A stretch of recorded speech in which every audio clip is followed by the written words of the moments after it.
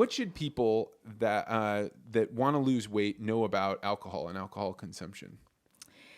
It's a tricky one to answer right now, truthfully. The simple answer is alcohol is metabolized just like fat, so therefore it goes to storage. So the more alcohol, the more you store. Wait, so if I drink a beer, Yeah, it's metabolized just like fat. not like so it's not Well, like the drinking. carbohydrate in the beer and the little bit in the wine will be metabolized as other carbohydrates So are. the sugar It's the that's in there is alcohol. all going to go like carbohydrates, but the alcohol that's there, whatever Yeah. percentage it is, goes to your liver and Yep. turned into fat. Yep. Or Yep. processed as It's fat. processed as fat. So what does so that more mean? of it gets stored. Alcohol, of course, has more calories per gram than other carbohydrates. So that's the other thing people need to remember. It is more calorie rich, so to speak. The other thing, though, that's looked at right now, it's actually an area of research right now. And I think one of the 2020 questions is on alcohol. I'm almost positive. To the point of, is it contributing to our obesity epidemic? So as we look at it, it does provide that added calorie piece that you need to stop and think about. Can you afford those added calories? The nutrients that come with it are limited to none. Yes, if you do red wine and even white wine for that matter, you are getting some of the phytonutrients because, of course, it comes from a grape. If you do beer, okay, there's some hops in there, but the amounts, of course, are nothing like eating grapes or, eating wheat or that type of thing. And clearly, if you do hard liquor, there's really not much nutrient value. So it needs to be looked at in that same kind of empty calorie way. Can you afford those calories? With that said, of course, that's where we get back to, yeah, but I enjoy. Well, that's where we then get to what are the health implications. We know from most of the body of evidence, and this has been in the dietary guidelines for every bit of 20 years, if not more, alcohol does have some pretty significant negative impacts. I mean, women probably shouldn't have more than one drink per day, and men it's two.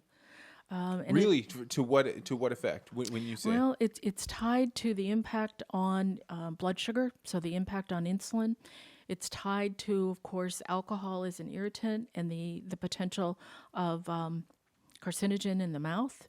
It's tied to the heart piece. Yes, wine in the French paradox, did show a benefit to heart disease, but the alcohol piece, and it's probably, like we discussed earlier, this whole gut microbiome thing.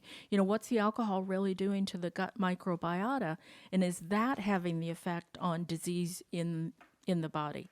So there's a lot of complexity, but it is an area that's being looked at. And a study recently, and I'm drawing a blank on where the study was, but it really did look at, maybe it doesn't belong in the diet because of the potential health implications. Clearly, that's not going to happen. So, the advice then becomes, it needs to be a part of your diet. You need to think about the quantities in your diet.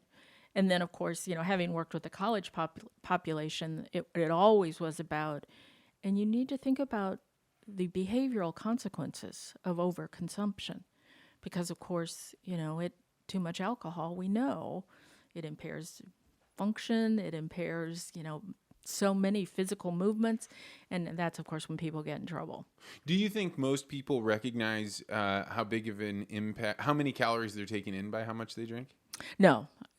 Alcohol is like so many other things, whether it is, the birthday cake or whether it is the candies you keep in your drawer. It's that, there's not that much, it doesn't count. We do a disconnect with it. I think the only time I've seen people really think about it, it's that disordered eating behavior. Thursday night is the night the college kids go out. So on Thursdays. Well, Thursday and then Friday and then Saturday. But well, Thursday's the big one. The one they start on, right, yes. Right. So Thursday, I just won't eat because I'm going to drink. Oh, which, man. of course, only makes the drinking worse in terms of, the impact. See, that's the other thing people don't know is alcohol drops blood sugar. So that, when you drink too much, yes, you're intoxicated. But some of Is that why you always get hungry then while you're... Yeah. No kidding. Yeah. But it's also some of the, when people get into the kind of stumbling behavior and you're going, You only had a drink. You only had 2 drinks. Well, if it's on an empty stomach, it drops the blood sugar because it's, again, the way it's metabolized. It affects the blood sugar more quickly. So, people have been stopped when they, aren't really alcohol intoxicated. So in other words, not above the 0.08, but it's because they didn't eat. So the effect was more.